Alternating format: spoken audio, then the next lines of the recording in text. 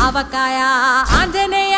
కథ మొదలెట్టినాడు చూడరయ్యా శక్తినంతా కూడగట్టి చెట్టు దులిపినాడు అంజయ్య ఎర్ర ఛాయ కోతి అవతార వెంటమాయ